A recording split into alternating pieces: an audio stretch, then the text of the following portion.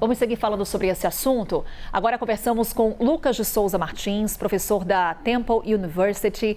Professor Lucas, sempre um prazer. Seja muito bem-vindo. Bom dia. Bom dia, Carol. Muito bom falar com você mais uma vez e com todos os colegas aqui da CNN Brasil. Professor, vou começar aqui o nosso bate-papo de uma forma diferente, porque o senhor está nos Estados Unidos. Queria ouvir do senhor qual tem sido a repercussão desses ataques à Venezuela aí em território americano. Verdade, Carol. E a sua pergunta é muito importante porque ela me permite também abordar várias facetas das reações americanas diante daquilo que aconteceu na Venezuela.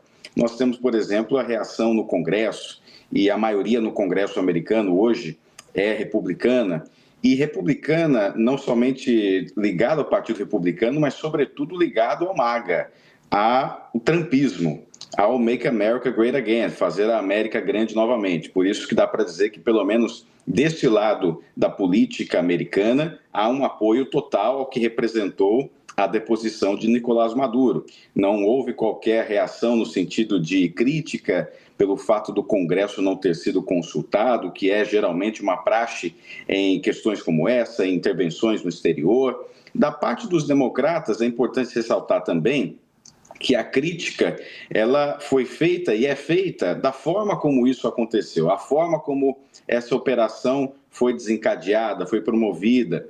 Pelo que nós observamos aqui, os democratas eles entendem que, de fato, a narrativa que foi colocada pela Casa Branca de que Nicolás Maduro estava relacionado com o tráfico de drogas e toda essa questão que foi colocada pelo Donald Trump durante todo esse processo com a Venezuela, isso realmente encontra também acolhimento entre os democratas. Mas a crítica que existe hoje é a forma como esta operação aconteceu, a contradição com o America First, com a prioridade a questões americanas. Existe o fantasma, por exemplo, daquilo que aconteceu no início do século com o Iraque, com o Afeganistão, o investimento militar de forças americanas em territórios estrangeiros.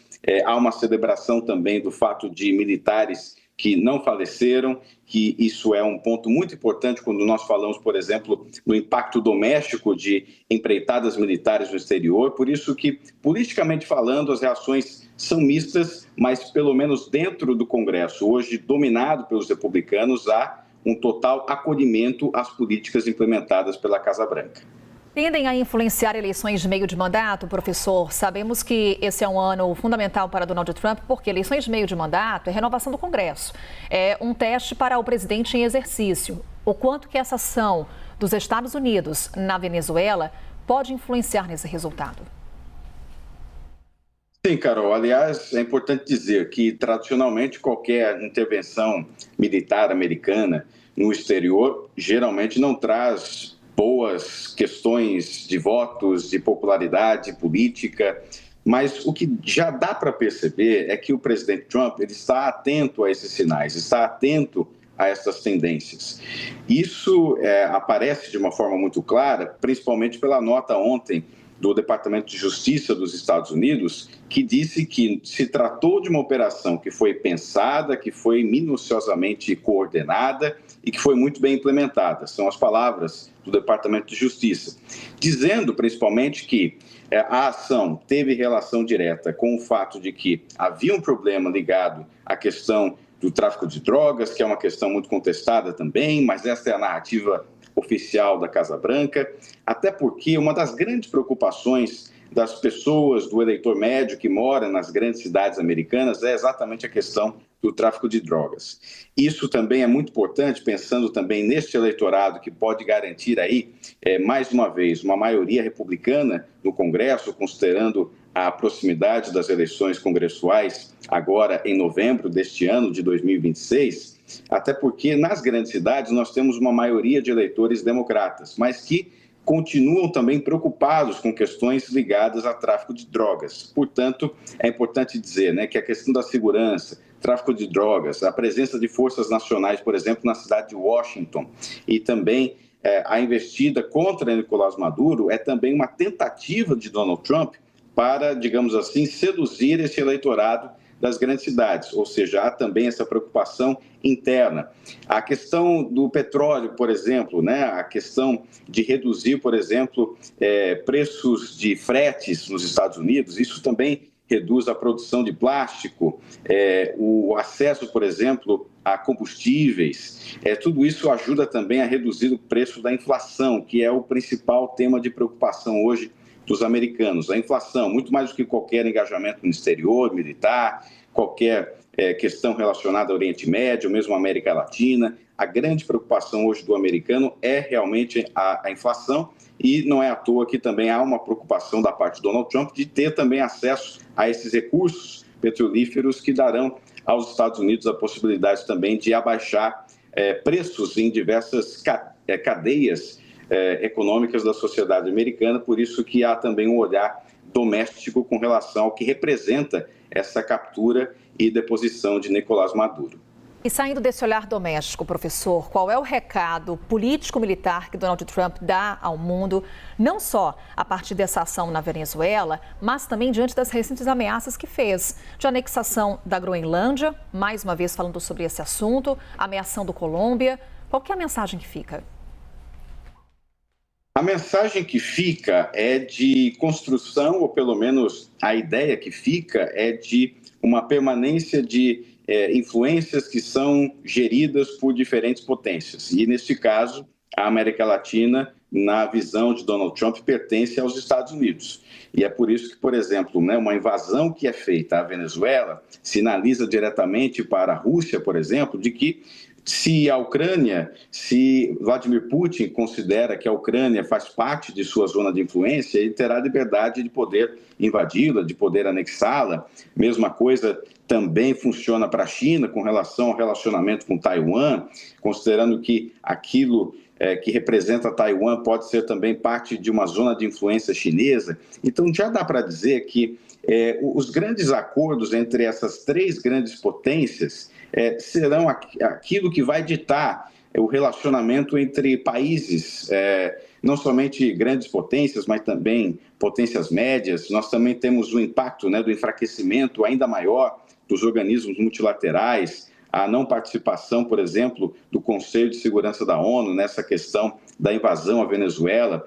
Nós vamos nos lembrar, por exemplo, que a última vez em que os Estados Unidos fez a imposição de um novo governo, administrou um país fora de seus territórios, foi exatamente no Iraque, em 2003, com a anuência do Conselho de Segurança da ONU. Mas, neste momento, nós reparamos que nenhum organismo multilateral tem a capacidade ou tem o poder de barganha para conter os Estados Unidos, ou mesmo a Rússia ou a China, em seus campos de influência. Por isso que dá para dizer que, com esta invasão, com esse engajamento militar que Donald Trump faz em Caracas, ele também sinaliza e dá um sinal verde, aliás, para outras potências trabalharem e também fazerem invasões em suas zonas de influência. Professor, rapidamente, o senhor citou a Rússia nessa sua última análise. Gostaria só de aprofundar esse aspecto, porque a Rússia ela é lembrada por Donald Trump em várias manifestações, inclusive quando ele ameaça a Groenlândia. Mas ontem chamou a atenção uma declaração de Donald Trump, ontem não, no sábado, quando ele traz ali aquela conversa com a imprensa a respeito da ação na Venezuela, e ele fala o seguinte: Rússia terá que andar na linha. Aqui aspas do que disse Donald Trump ao responder às perguntas da imprensa. O quanto que essa ação na Venezuela pressiona Moscou nesse momento, lembrando Vladimir Putin que invadiu a Ucrânia e está em guerra contra os ucranianos desde então?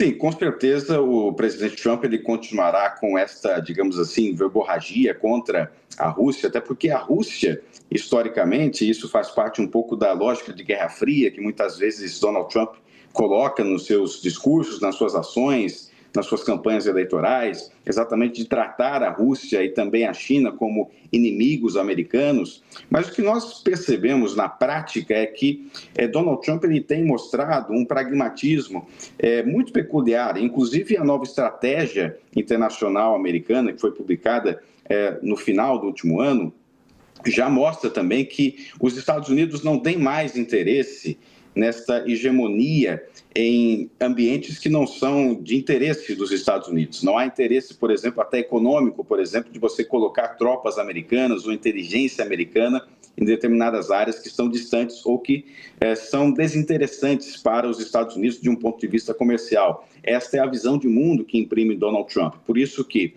por mais que seja alimentada essa verborragia contra a China, contra a Rússia, tratando também de questões comerciais, principalmente no caso chinês, ou também no caso do embate com a Ucrânia, o fato é que Donald Trump ele tem sido, pelo menos ao observar essa questão das zonas de influência, ele tem sido bastante pragmático no sentido de escolher exatamente qual é a área de influência que os americanos têm mais interesse neste momento.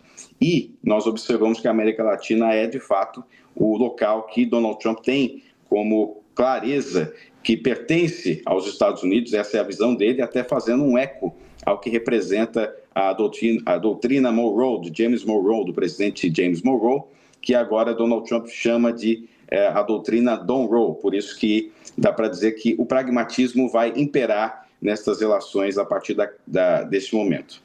Professor Lucas de Souza Martins, professor da Temple University, mais uma vez, muito obrigada por essa conversa, professor também parceiro aqui da CNN Brasil. Muito obrigado, boa semana.